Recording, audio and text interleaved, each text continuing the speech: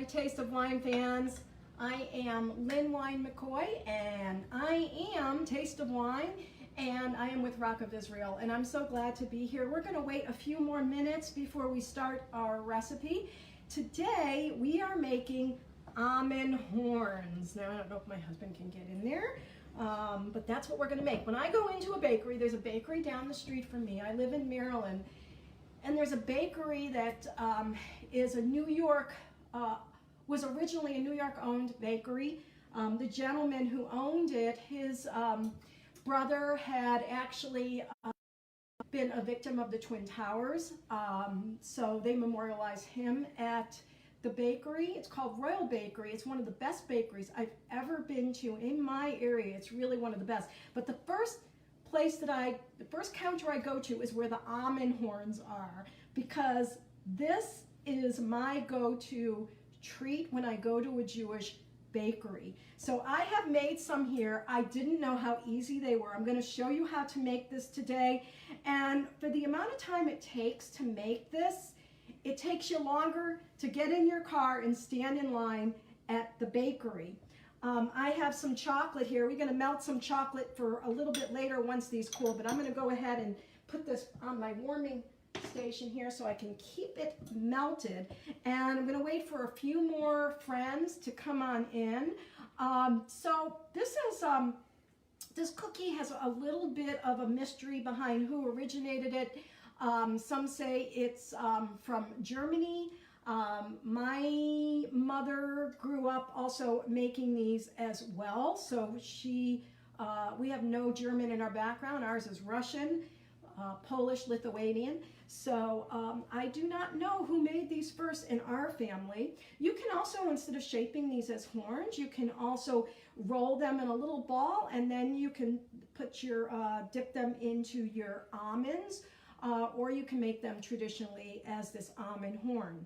Okay, so we're going to start. And by the way, again, if you have never seen anything by Rock of Israel, we've been around since 1971, and Robert hopefully is online. He is our fearless leader of the bunch, and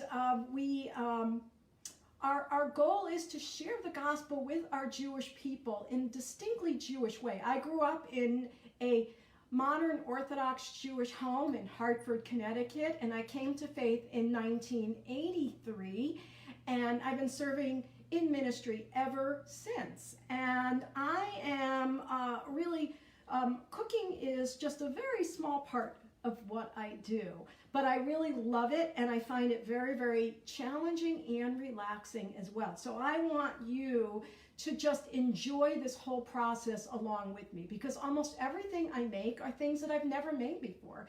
So I get to try them and then teach them how to teach you how to do it as well. Now we are going to start with almond paste, and you don't want to use marzipan.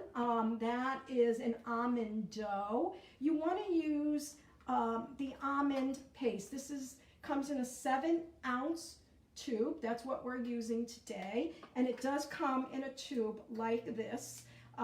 We just open it up and cut it up and put it in there. You can also grate it, but it's very soft and pliable, so I have put it into just little chunks, and then we're just going to run. This is our paddle. Hopefully you can see this.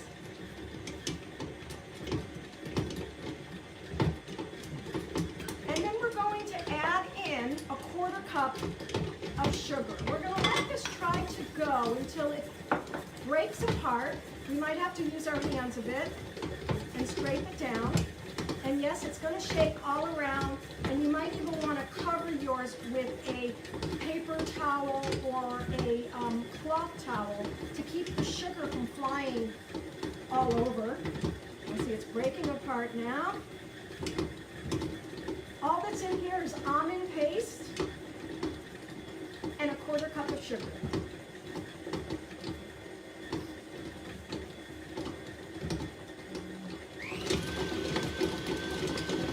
Oops! Oops! Well, that was fun.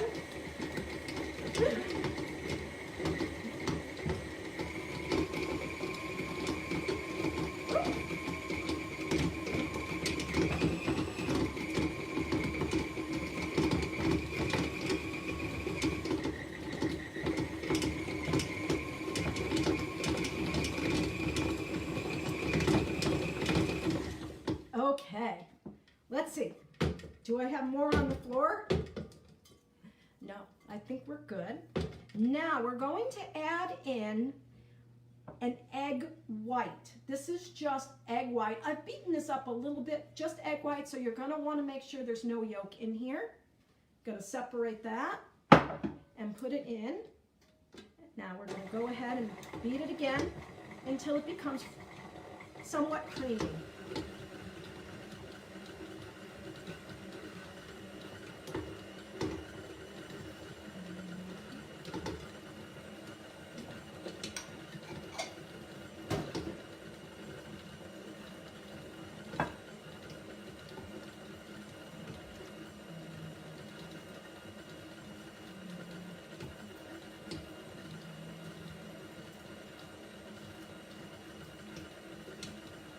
And then we're going to add in a couple pinches of salt while this is going.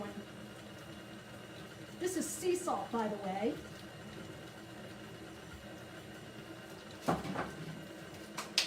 And my pan, my oven is set for 350 degrees. It's preheating, and my baking pan is lined with parchment paper.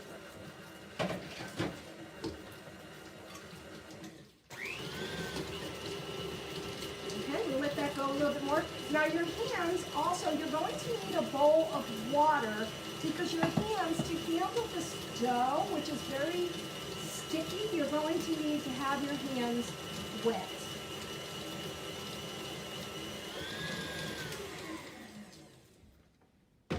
Oh, the smell of almonds. Now this does not make a lot, so these will make about 8 small ones and about 5 larger ones. I got about 5 larger ones out of this.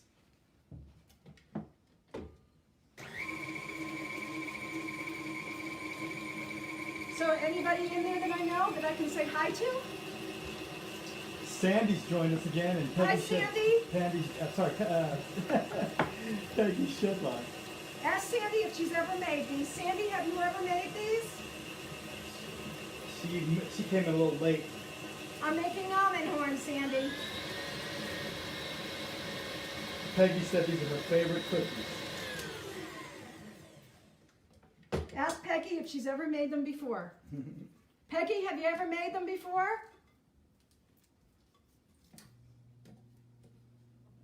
She's probably typing. We're going to let this go a little bit longer.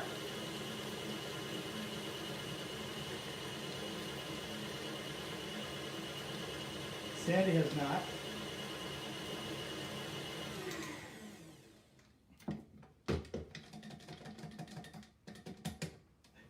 She asked for the recipe. Recipe's on there. The recipe is on Facebook, and I tried to put it in the comments. I will post it later on in the comments itself. It, for some reason, wasn't letting me post the recipe in the comments itself, but I will do that. It's very easy, and there's so few ingredients in this, it's unbelievably simple. Okay, so we're going to take this guy off. She said Rob would like it. He likes almond desserts. Oh, yum. Well, I'm going to get off camera for 1 minute while I lock this and move it. There we go. Okay. Now, I have the dough. Now here is the thing. It's very, it's thin. It's very pliable. This isn't like a dough like you're making a solid cookie. It's gonna feel like you did something wrong. But don't worry about it. They are gonna be soft, and that is what we want because they are gonna puff up into the oven, and then they're gonna set to cool. And when they cool, they're going to become solid like this, okay? So what we do is we're just going to take a tablespoon, and first I want to wet my hands, and then we're going to take just about a tablespoon, a little bit more if you want. All right, now our hands are wet, dough is pliable. All right, and we're just going to, let's see if you can get me on camera, honey. You're on. Okay, so we're just making a log, and if you don't get it right, just smooth it back. It's going to be very, very slippery, very slippery, okay? All right, so what I'm doing is I'm just forming about a 2 or 3 inch, and then I'm going to take my platter of blanched almonds. Can you see the almonds? So I have a plate of blanched almonds, and I'm going to roll this in it. And that's going to give me some texture to be able to play a little bit more with my dough. Okay? And we're going to form a crescent or a horn. Okay?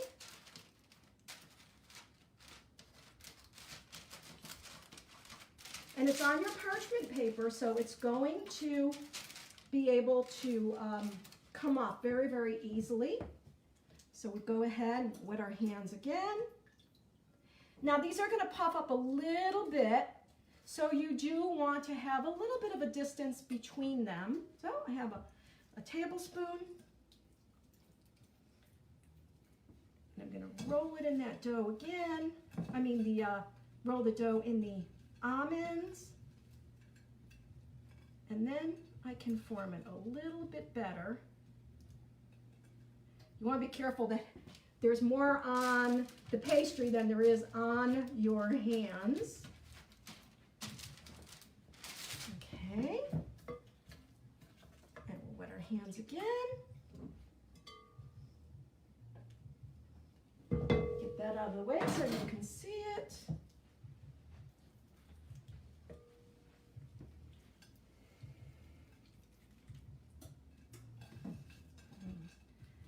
Covered in all the almonds. If you love almonds, this dessert is for you. And I love almonds. I love almond flour, any kind of almond pastry. Okay.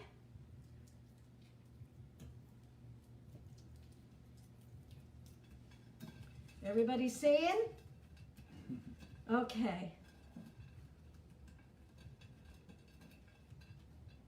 You just want to make sure that the almonds are pressed in there into the dough really, really well.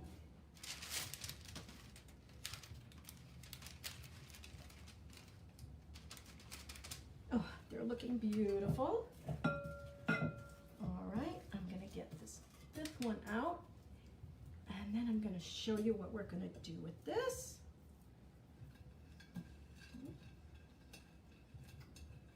So you want about 1.5 cups of your almonds, blanched almonds.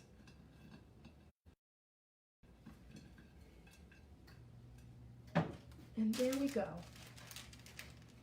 All right, I'm just going to rinse my hands off. These are going to go into my preheated 350-degree oven. And I'll be with you in just 1 second. I wanted to, okay. So we're going to go ahead and put these in. 350, 15 minutes, and they'll be perfect. Now, as I said before, we're not done yet, because now we have chocolate. Oh, what could be better than almonds and chocolate? I don't think anything is better.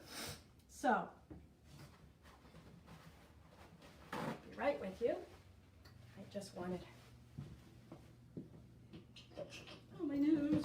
Okay, so what I want to do is show you what we're going to do next. So I have one of these. Now you have to let these cool really, really well. We're talking at least an hour to cool them off.